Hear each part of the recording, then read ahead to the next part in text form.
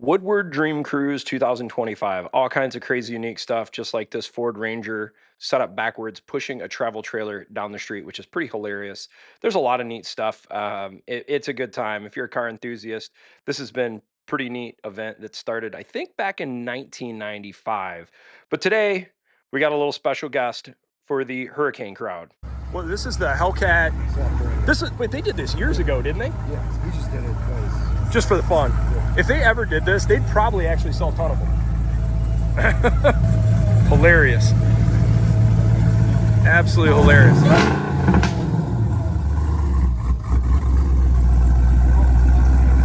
So it's a pretty sweet spot here. I am more stoked about the Hurricane now after hearing what some of these aftermarket guys are doing, and the capability of this engine is sick. These guys are gonna take these Hurricanes to the moon. I'm talking they're gonna push the limits.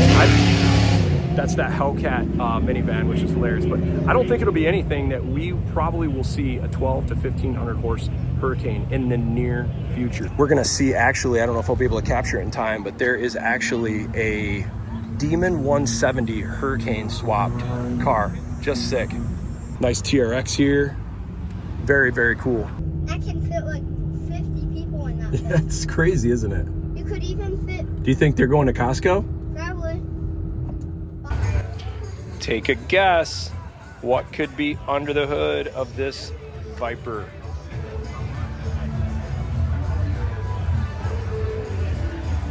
Hey guys, Barry at CTech-review. We got our man, John, from Boosted Motorsports today. He is gonna show off what he is doing with the Hurricane, which is like some next level stuff. And we're gonna ask him some secrets on this motor and what the capability of this thing is. Let's do this.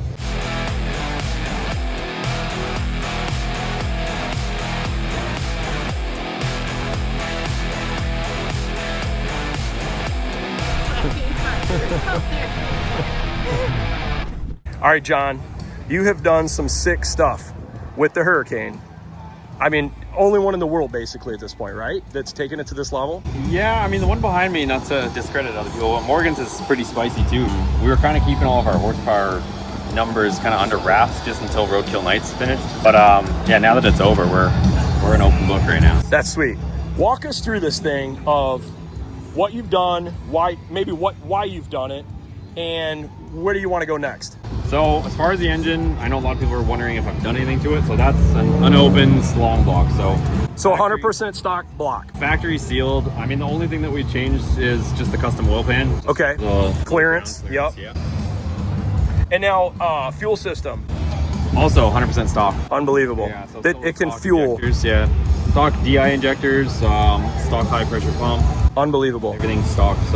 So how many runs did you guys do when you got at 850 horse? You just do the one, or? No, well, so we got a bunch of test hits in, and then also I did a bunch of, testing before we actually got to the event. We only had 45 days to build the car, so amazing. Once we get back to the shop, we'll be turning things up and doing some stuff. But yeah, we did a bunch of hits on it. It's been surviving. If you guys have seen the videos online, we've been beating the living hell out of this thing all for sure. So, shooting flames, melted the hood. So we haven't been easy on it. She's just been loving life, no issues, and I haven't touched a wrench on this thing, since we got here. Unbelievable. A week and a half ago now. So I got some questions. So I think you mentioned, what was the size of the turbo on this? 7175. 7175. Yeah. Transmission, you're running a 8 HP 75. Yeah, so it's a built stage 2 from Pure. Okay. Yep. Stage 2. All right. And then the other thing too is just touch base on the actual turbo system. So I've developed that turbo system myself. No kidding. So it's a fully divided T4 system. Wow. So on the actual Hurricane, they have 2 integral manifolds on the head. Okay. So you got 3 cylinders. Yep. The rear Feed 3 into is one. on 1, and then the other 3. Man, that's incredible. If you'll notice on the turbo, see the smaller and then the outer scroll? Yep. So it's fully divided. Wow. So there's actually a division in the middle of the turbo. What's the theory on that? It's basically keeping your exhaust pulses separated. So, okay. And you got technically a smaller turbo and a bigger turbo. Oh my gosh. So who came up with this idea? This is yours? Your idea? I mean, it's not like keeping it divided. It's not a new idea. But yeah. It was just part of my thought process when I built it was to keep everything fully divided. So yep. Like I said, the back 3 are going into this side of the scroll, and then okay. the front 3 are going to the larger. Incredible. Scroll. And now I'm curious, what made you decide to go to single turbo versus keeping it twins? Just simplicity, and like I said, technically we've got kind of a 2-in-1 situation here. Okay. But yeah, I mean, there's no reason. The other thing I wanted to do too is kind of play into the whole sound of the car too. Yeah. So with keeping it a single turbo, or I should say going to a single turbo, you actually get all your exhausts coming out of one exhaust. Okay. Instead of coming out of two, so you're not hearing 3 cylinders at Fighting once. against each other. You're hearing all 6 coming out. Which makes it sound a lot better. That's why yours sounds so awesome. Yeah. That's cool. I mean, I think so. At least. Yeah, it sounds see, great. See what the audience thinks. But. Yeah, for sure. Shooting flames out. Okay, so you got a built transmission, Yep. stock block, your turbo setup. Did you make the manifolds and stuff? Everything you see, I did in-house. Incredible. Yeah. That's awesome, man. Yeah, so we had to do, I wanted to keep it as tucked up to the engine as possible, so I had to do a million pie cuts there and take Sure. weld everything. And Good Lord. yeah. And so, okay, stock HO motor is, I think it's high, what is it, water over air or intercooler? So underneath the intake manifold on the passenger side, there'll be air to water. Okay. So it's a water-cooled intercooler. Water-cooled intercooler. So we went air to air just for simplicity. Yep. We didn't want that to be a restriction. We weren't sure where we were going to get to with horsepower numbers.